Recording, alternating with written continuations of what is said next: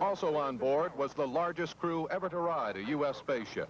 The crew of 4 said little to Mission Control as the Columbia rocketed toward an orbit 184 miles above the Earth. It was a fine ride, I'll tell you. They did talk about their flight when they received a long-distance call from the White House. All 4 of us are standing by here, having a good time up here, sir, getting ready for a deployment. Well, now, wait till I get my hat and I'll go with you. The deployment Mission Commander Vance Brand referred to involved the first commercial freight hauled by the shuttle. This afternoon, this spinning satellite was jettisoned from the Columbia's cargo bay on a trip that would take it over 22,000 miles further into space. It was one of 2 communication satellites the shuttle was hired to carry on this flight. The other one will be deployed tomorrow. Morton Dean, CBS News, Kennedy Space Center. CBS News will provide live coverage of President Reagan's news conference tonight at 8 p.m. Eastern Time. The roar of the rockets and the mountains of smoke created a new kind of magic. Suddenly, Columbia the Space Shuttle was transformed into Columbia the Space Truck, hauling into the sky its first commercial payload. But on its 5th trip from the Earth, it didn't look much like a truck, once again flawlessly and gracefully rolling and arching into the sky above Florida. 2 minutes later, some 30 miles high, these remarkable pictures of the solid rocket booster separating, later to be recovered after parachuting into the Atlantic Ocean. First pictures from their orbit 180 miles high confirmed the good health of the 4-man crew and their machine. And mission specialist Joe Allen jumped into zero gravity for the first time with playful enthusiasm. Hey, these restraints are no sweat. You just take off your boots and your socks and you can use your toes. It's like having 4 hands. Then a surprise phone call from a space fan in Washington. We are very proud of you, and you know how much all of us here and down below are rooting for you up there. Well, thank you very much, sir. It's a beautiful world that we're going over, currently over the Atlantic, and we're very proud to be up here representing America. And then Columbia went to work. The first of 2 communication satellites on board was set spinning. Then, crossing the equator high above the Pacific Ocean, it was sprung out of the bay and on its way to an orbit 23,000 miles high. It worked. The shuttle successfully delivered its first space freight on time. And the folks down in Mission Control broke into smiles and handshakes, celebrating the beginning of a new age of operations in space. So, after just 8 hours in space, Columbia has completed half of its chores. Tomorrow, the payload bay doors remain open for business to deliver the rest of the cargo, the 2nd satellite. And then on Sunday, something you can't do from most trucks, the spacewalk. Lynn Scher, ABC News at the Johnson Space Center.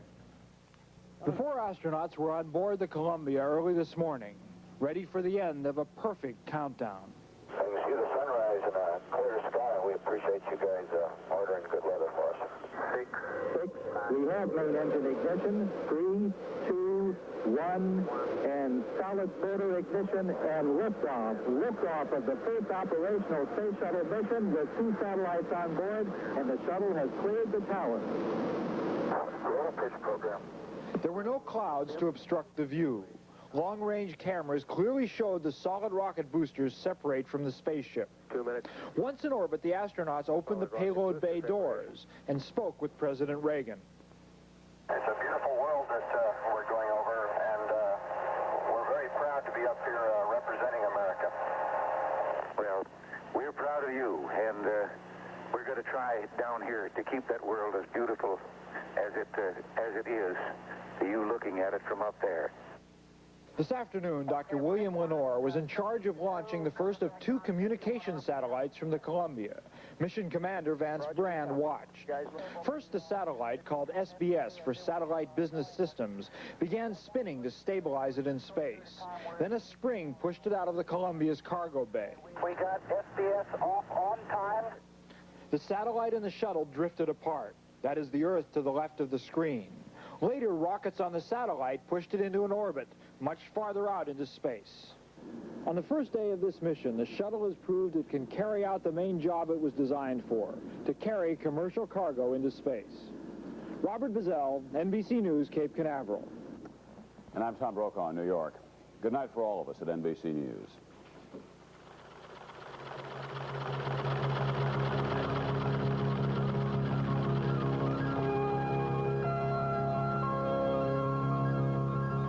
activities in space was this launch of a privately owned communications satellite. Columbia, Houston, we've got a super shot of the payload coming out. The astronauts, the flight controllers, everybody in NASA showed their delight with the success of this milestone for the shuttle. It's a beautiful world that we're going over, and we're very proud to be up here representing America.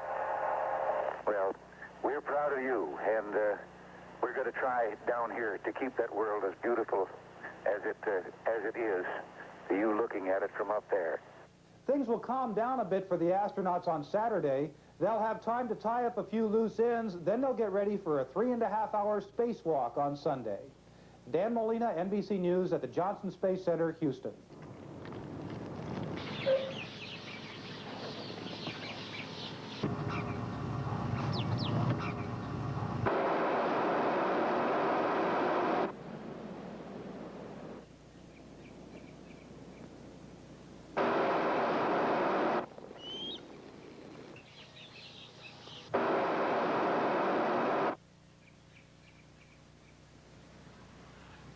T-minus 10, 9, 8, 7, 6, 5, 4. We've gone for main engine start. We have main engine start.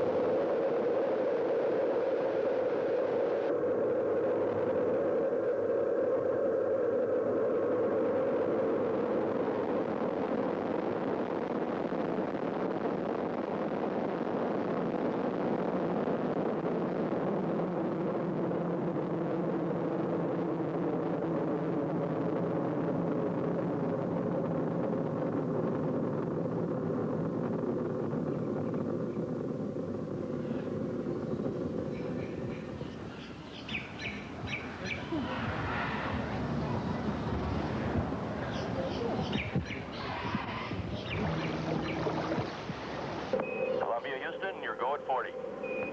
Roger, go at 40. And master arm bandits. See ya. Dan, you wouldn't believe this. This is fun.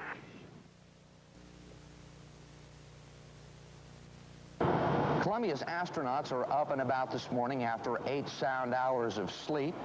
The 5th mission of the space shuttle, the first fully operational one, remains virtually problem-free. The key was yesterday's successful launch of a satellite. It proved that the shuttle can do what it was designed to do. NASA's first commercial customer was certainly satisfied. The voice you're about to hear is that of Mike Lyons of Satellite Business Systems. That's 7,000 pounds. It's really a fairly massive structure, and to see it float as it did out of the bay is just a joy to behold. A lot of people have criticized the shuttle during its development, saying it wasn't really the best way to launch satellites. There's been a lot of talk about stiff competition from the European Ariane system, but the last time out, the Ariane satellites ended up in the ocean, not in space, and the U.S., with the space shuttle, appears to have taken a huge lead in the race for dollars in outer space. Steve Croft, CBS News at the Johnson Space Center. This is CBS.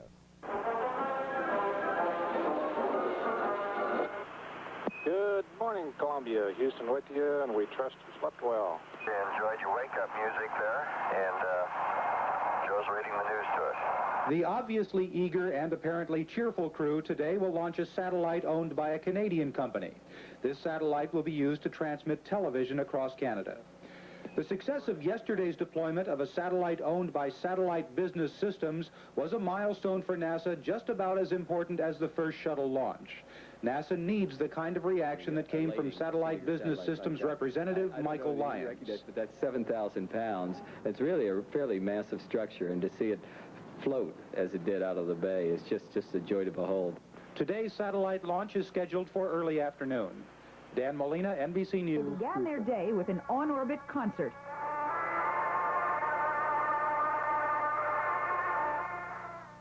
Still basking in the glory of their successful launch of the first satellite, promising they'd do it again today.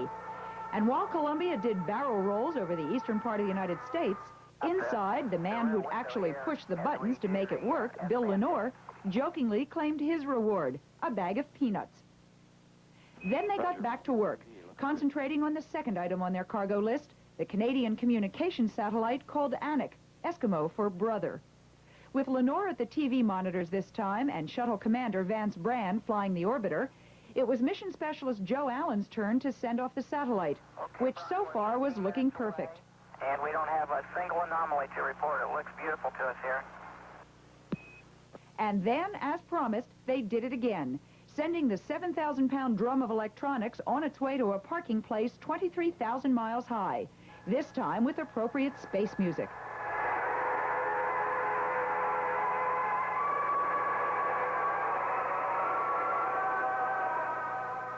When it was done, Allen repeated what has become the Space Shuttle's unofficial but proud new motto.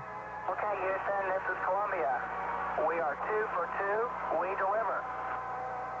And that delivery marks a turning point in this, the fifth flight of Columbia. With their commercial obligations now fulfilled, the astronauts can look forward to doing something for themselves, taking that walk outside the orbiter and into space on Sunday morning. Lynn Scher, ABC News at the Johnson Space Center. It's been an important day for the U.S. space program. Today, the shuttle delivered on its promise by delivering some more freight. 3, 2, 1, go. It fulfilled its second contract to deploy a commercial communication satellite on location. Look at that. Beautiful, huh? We are 2 for 2. We deliver. Both the satellite delivered today and the one delivered yesterday were sent toward a higher orbit. While there was time to play today, there was reason to celebrate. The shuttle has now accomplished the major priority of this mission and has proven it can accomplish one of the major tasks for which it was designed. Morton Dean, CBS News, Johnson Space Center, Houston. It all began with Early Bird, the first sophisticated communications satellite. Early Bird links us together. Soon, everyone, from presidents to broadcasters, were standing in line to get on board. Now, there are 41 in orbit, including the 2 hauled up by the space shuttle. 17 of them are providing service to the United States in ways to delight the most... The Columbia was flying over the United States and rolling slowly to test some antennas when Joe Allen pointed a camera out the window and turned on some music, composed and taped by his brother-in-law.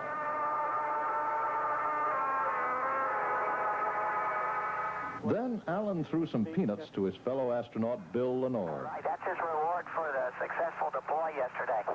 Yesterday, Lenore was in charge of the successful deployment of a commercial communication satellite for an American company, Satellite Business Systems. Again today, they used music as sun shields were opened, and another satellite called Anik 3 was successfully launched for the Telesat Corporation of Canada. And Joe Allen said, We are 2 for 2. We deliver. NASA gave the 2 commercial companies bargain rates, around $8 and $9 million, a lot less than the $250 million a shuttle flight costs, calling it a loss leader to generate more business. Roy Neal, NBC News, Houston.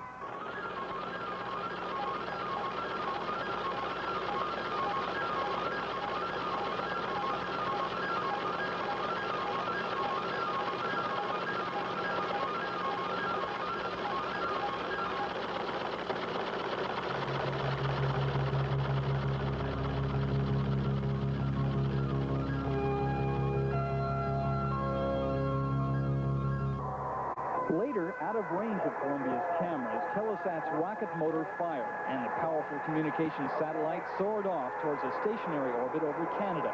It was the highlight of a flawless day in space. The morning wake-up call featured John Philip Sousa, and several hours later, Columbia's crew treated us to a spectacular, unscheduled TV show. As a camera in the payload bay looked on, the astronauts put their ship into a slow roll to test the antenna system. It reminded Commander Vance Brand of flying fancy maneuvers in a jet. At the end of the maneuver, it seemed like we were headed about 60 degrees up in a climb upside down. And it's very, very weird feeling. It feels like being in an airplane up here when you do that. The crew appeared relaxed and happy all day. Bill Lenore indulged in a snack of jalapeno peppers tossed to him off camera by his fellow mission specialist, Joe Allen. The astronauts can afford to feel good about themselves. The 2 satellite launchings earned $18 million for American taxpayers. And Columbia reached its primary goal of proving itself as a commercial space freighter. Pat Dolan, CNN at the Johnson Space Center.